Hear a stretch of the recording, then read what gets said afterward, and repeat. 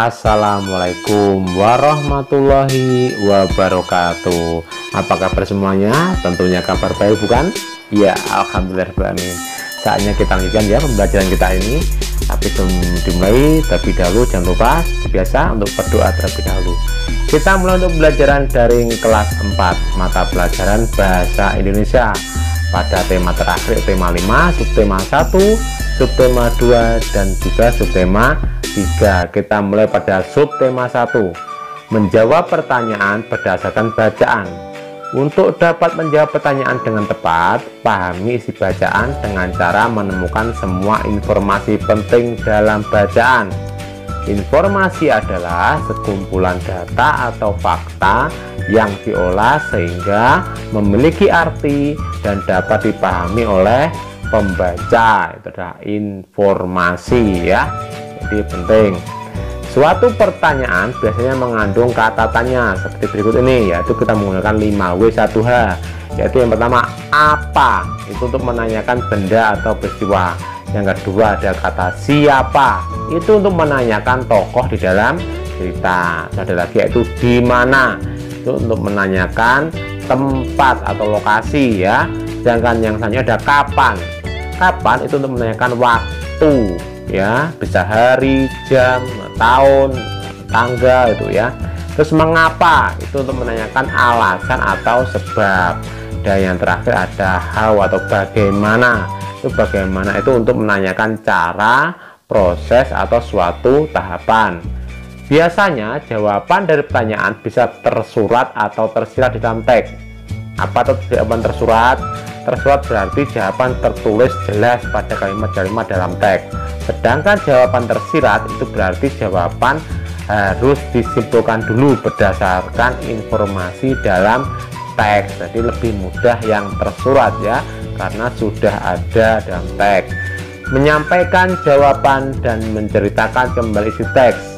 Menyampaikan jawaban, untuk menjawab pertanyaan dengan tepat, terlebih dahulu baca dan pahami isi bacaan dengan baik. Adapun cara membaca yang baik adalah dengan membaca dalam hati atau dengan katakan tidak bersuara. Dengan membaca dalam hati, kita dapat lebih cermat mencari hal-hal penting dalam teks tersebut serta menjawab pertanyaan-pertanyaan yang diberikan ya.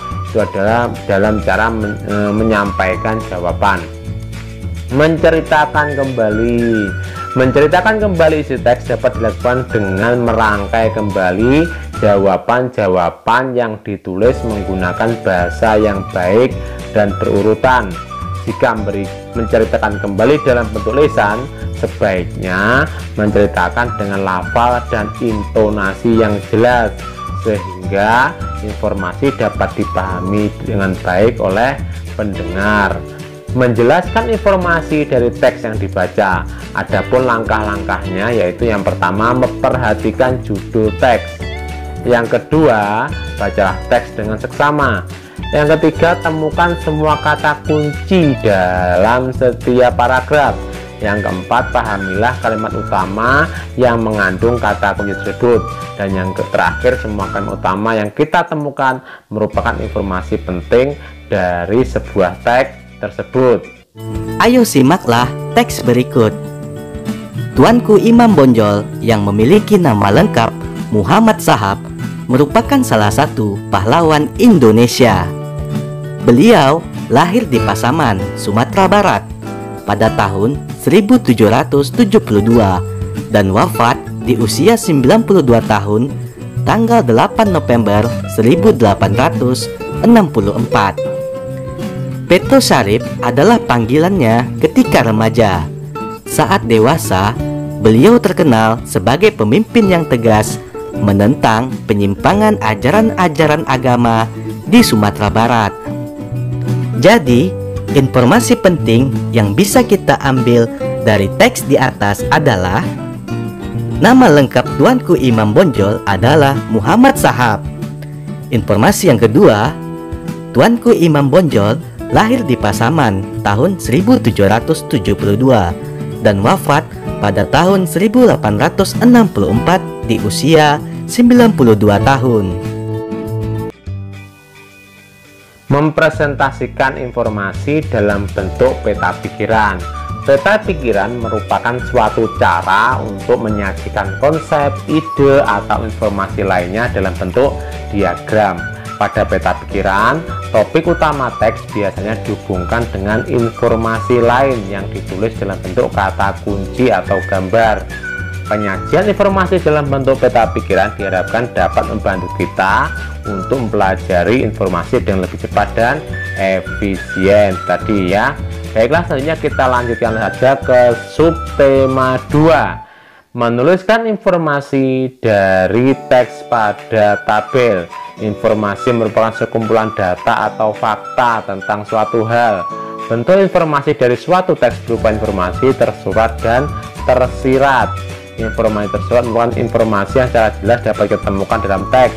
Sedangkan informasi tersirat adalah informasi yang tidak disajikan secara langsung dalam teks, ya, dengan cara kita menyimpulkan sendiri ya dari sebuah teks tersebut. Jadi perbedaan antara tersurat dan tersirat, kalau diperhatikan itu memang lebih mudah yang tersurat. Setelah menemukan informasi penting di dalam teks, kita dapat membuat catatan singkat mengenai hal-hal pokok yang dibicarakan. Agar lebih mudah diingat, catatan tersebut dapat dijadikan dalam bentuk tabel. Tujuannya untuk memudahkan kita saat menceritakan kembali isi teks yang telah kita baca tersebut ya, agar lebih mudah kita memahaminya. Ayo simaklah teks berikut. Tuanku Imam Bonjol yang memiliki nama lengkap Muhammad Shahab merupakan salah satu pahlawan Indonesia. Beliau lahir di Pasaman, Sumatera Barat pada tahun 1772 dan wafat di usia 92 tahun tanggal 8 November 1864. Peto Syarif adalah panggilannya ketika remaja.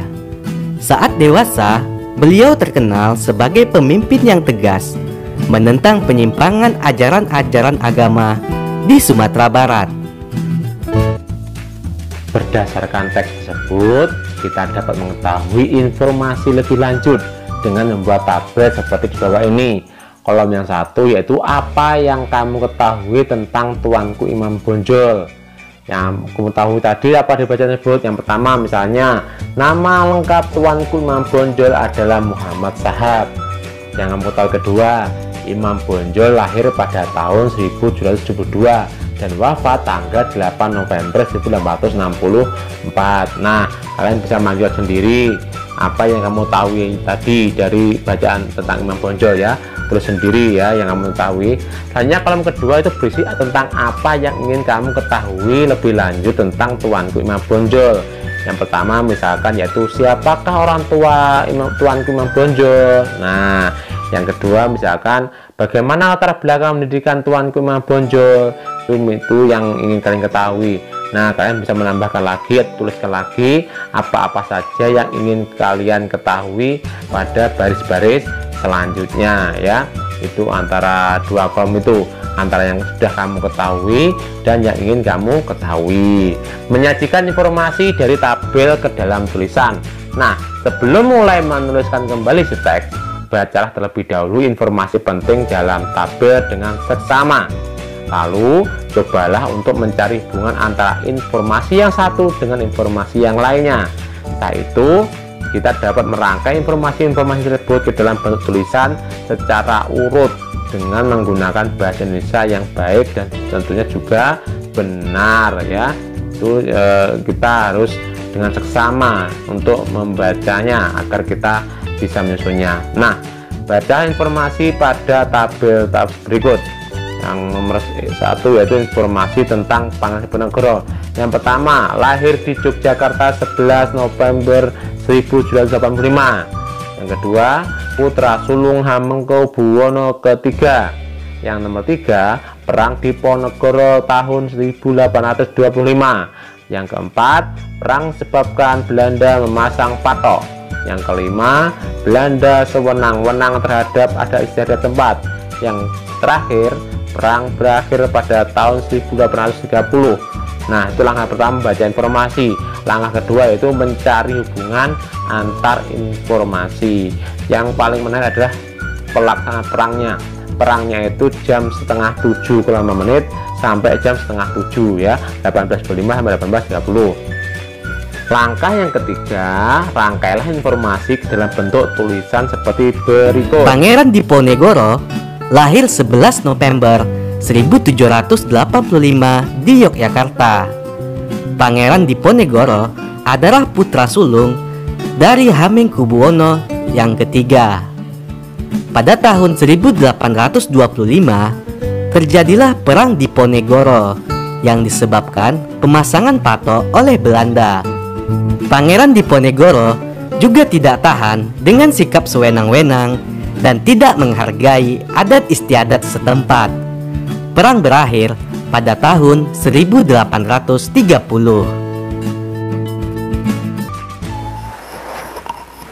Nah, selanjutnya menyampaikan informasi dari teks visual. Teks visual terdiri atas gambar dan juga teks. Adapun cara menuliskan informasi dari teks visual tidak berbeda dengan cara menuliskan informasi dari teks. Yang terakhir yaitu kita dapat menggunakan tabel untuk menyampaikan kembali informasi yang didapat setelah melihat gambar dan membaca teks visual tersebut. Kalian bisa memperhatikan contohnya berikut. Ayo perhatikan teks visual berikut ini. Raden Ajeng Kartini lahir di Jepara, Provinsi Jawa Tengah pada tanggal 21 April 1872. Ayahnya bernama Raden Mas Adipati Aryo Sosroningrat dan ibunya bernama M.A. Ngasirah. Raden Ajeng Kartini aktif menuliskan surat-surat kepada temannya. Kemudian surat-surat tersebut dibukukan dengan judul Habis Gelap Terbitlah Terang. Kartini wafat pada tanggal 17 September 1904 pada usia 25 tahun. Kartini dimakamkan di Desa Bulu, Kecamatan Bulu, Kabupaten Rembang. Dari teks visual tersebut diperoleh informasi yang dapat dibuat ke dalam tabel. Pada poin pertama, apa yang kamu ketahui tentang Raden Ajeng Kartini? Yaitu yang pertama, Raden Ajeng Kartini lahir di Jepara, Provinsi Jawa Tengah pada tanggal 21 April 1872. Yang kedua, Raden Ajeng Kartini aktif menuliskan surat-surat kepada temannya dan dibukukan dengan judul Habis Gelap Terbitlah Terang. Yang ketiga, Kartini wafat pada tanggal 17 September 1904. Adapun kolom yang kedua yaitu apa yang ingin kamu ketahui. Yang pertama yaitu isi surat yang ditulis oleh Raden Ajeng Kartini. Yang kedua, kehidupan Kartini saat masih hidup itu seperti apa ya. Mempresentasikan informasi yang disajikan dalam peta pikiran. Hal yang perlu diperhatikan dalam mempresentasikan informasi pada peta pikiran yang pertama adalah bacalah informasi yang penting. Yang kedua, presentasikan secara urut. Yang ketiga, ucapkan setiap kata dengan suara yang keras dan juga jelas. Yang keempat, pandangan mata tertuju pada orang yang diajak bicara. Dan yang terakhir, gunakan bahasa Indonesia yang baik dan juga benar. Lanjut kita pada subtema 3, menuliskan informasi berdasarkan gambar pada tabel. Setiap teks memiliki informasi penting yang dapat kita temukan setelah membacanya. Misalnya, kamu sudah membaca cerita tentang perjuangan Pangeran Diponegoro. Kamu sudah memiliki informasi sebelumnya. Informasi tersebut misalnya yaitu 1. Pangeran Diponegoro itu merupakan salah satu pahlawan Indonesia. Terus, Pangeran Diponegoro itu berjuang dengan gigih saat melawan Belanda. Nah, itu adalah beberapa informasi tentang Pangeran Diponegoro ya, berdasarkan gambar. Walaupun telah memiliki beberapa informasi, kita dapat mencari informasi lebih lanjut dengan terlebih dahulu membuat pertanyaan yang berkaitan dengan tokoh tersebut. Setelah itu, kita dapat menuliskan semua informasi tersebut ke dalam tabel baik informasi yang sudah kita ketahui maupun informasi yang ingin kita ketahui lebih lanjut atau lebih jelas lagi ya. Contoh menulis informasi berdasarkan gambar pada tabel. Pada kolom pertama terdapat tokoh nasional, yaitu Pangeran Diponegoro. Pada kolom kedua berisi informasi tentang Pangeran Diponegoro. Informasinya yaitu Pangeran Diponegoro merupakan salah satu pahlawan Indonesia. Pangeran Diponegoro berjuang dengan gigih saat melawan Belanda. Baiklah, selanjutnya kita lanjut lagi, yaitu tentang menyebutkan informasi sikap kepahlawanan menggunakan tabel. Salah satu cara mempermudah kita dalam mengingat isi teks adalah dengan membuat tabel. Informasi sikap kepahlawanan tokoh juga dapat kamu buat dalam bentuk tabel. Hal-hal penting yang dapat kita tuliskan antara lain yaitu ada tokoh pahlawan yang dibicarakan, latar belakang kehidupan dan pekerjaannya, serta sikap kepahlawanan yang patut kita teladani. Ada beberapa hal yang perlu kita cantumkan. Contoh menulis informasi berdasarkan gambar pada tabel. Ayo perhatikan teks berikut ini. Mencegah demam berdarah. Jener Javaid Salgi merupakan siswa kelas 4 SD Kalipancur 01, Kecamatan Ngalian, Semarang, bersama teman-temannya berkeliling di sekitar sekolahnya. Beberapa rumah mereka datangi dan warga pun menyambut dengan ramah. Mereka memeriksa tempat-tempat penampungan air di rumah tersebut, mulai dari bak mandi, ember, pot dan vas bunga, tempat minum unggas, serta tempat-tempat lain yang berpotensi menjadi sarang berkembangnya jentik nyamuk. Informasi yang didapat membaca teks tersebut yaitu pertama, judul bacaannya, tadi judulnya itu mencegah demam berdarah. Adapun informasi yang kita peroleh, yang pertama, Jenar Javaid merupakan siswa kelas 4 di SD Kalipancur 01, Kecamatan Ngalian. Informasi kedua, Jenar bersama teman-temannya berkeliling di daerah sekolahnya untuk memeriksa tempat penampungan air seperti yang disebutkan pada teks bacaan tadi ya. Jenar bersama teman-temannya untuk keliling ke sekolah. Membandingkan informasi sebelum dan sesudah membaca teks. Sebelum baca sebuah teks, kita mungkin sudah memiliki beberapa informasi tentang isi teks. Misalnya ketika kita membaca teks tentang seorang pahlawan nasional, kita mungkin sudah mengetahui siapa pahlawan itu dan apa jasa-jasanya bagi Indonesia. Setelah membaca teks, kita akan lebih memahami tentang pahlawan tersebut ya. Itu kita membandingkan antara informasi yang kita terima sebelum dan sudah membaca teks. Membandingkan informasi sebelum dan membaca teks, kita dapat membandingkan informasi yang kita peroleh sebelum dan sudah membaca teks dengan ada manfaatnya ya sebenarnya. Yaitu manfaatnya itu yang pertama memastikan apakah informasi yang kita ketahui sebelumnya itu sudah benar atau belum. Yang kedua, menambah pengetahuan kita tentang teks tersebut. Contoh membandingkan informasi sebelum dan sesudah membaca teks. Informasi awal yang sudah diketahui tentang Hari Pahlawan. Informasi pertama, Hari Pahlawan diperingati setiap tanggal 10 November. Informasi yang kedua, Hari Pahlawan merupakan hari besar nasional. Informasi ketiga, peristiwa yang terjadi pada saat itu yaitu pertempuran melawan penjajah Belanda. Nah, setelah membaca teks, kamu jadi mengetahui informasi tentang teks lebih lanjut. Pada kolom kedua, informasi yang diketahui tentang Hari Pahlawan setelah membaca teks. Pertama, Bung Tomo merupakan salah satu pahlawan nasional. 2. Bung Tomo dan rakyat Surabaya menentang kembalinya Belanda. 3. Bung Tomo membakar semangat juang rakyat untuk bertempur sampai titik darah penghabisan. 4. Bung Tomo melakukan perlawanan yang dikenal dengan sebutan Pertempuran 10 November 1945. 5. 5. Bung Tomo mengorbankan harga diri demi tanah air dan bangsa.